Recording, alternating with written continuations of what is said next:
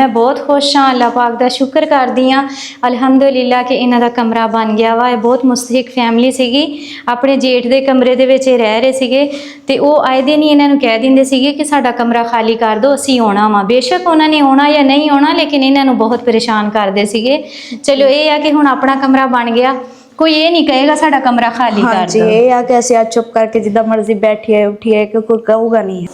आज मेरा बेटा कमरा बन गया, पार्टी तो बनती है ना वीरे, आ जाओ तुसी भी। मेरे कोलों तां ना जूस दियां जड़ियां सटरा वा ना ओही नहीं निकलदे, होर तां मैं की करूं।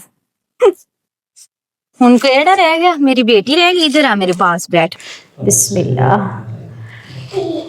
गर्मी किन्नी पैण दई आ, बहुत ज्यादा गर्मी आ। तौबा तौबा। कुरान पाक पढ़दे आ है ना, ਕੁਰਾਨ ਮਜੀਦ ਪੜ੍ਹ। ਤੁਸੀਂ ਇਹਨਾਂ ਦੀ ਖੁਸ਼ੀ ਦਾ ਅੰਦਾਜ਼ਾ ਇੱਥੋਂ ਲਗਾ ਸਕਦੇ ਜੀ। ਅੰਦਰ ਜਾਂਦੇ ਆ ਨਾ, ਜੁੱਤੀ ਬਾਹਰ ਲਾ ਕੇ ਨਾ ਫੇਰ ਅੰਦਰ ਜਾਂਦੇ ਆ ਕਿ ਸਾਡਾ ਕਮਰਾ ਬਣਿਆ ਹੋਇਆ। ਇਹ ਹੁੰਦੀ ਆ ਖੁਸ਼ੀ, ਹੁੰਦੀ ਤੇ ਨਹੀਂ ਲੜਾਈ। ਪੱਕੀ ਗੱਲ ਆ।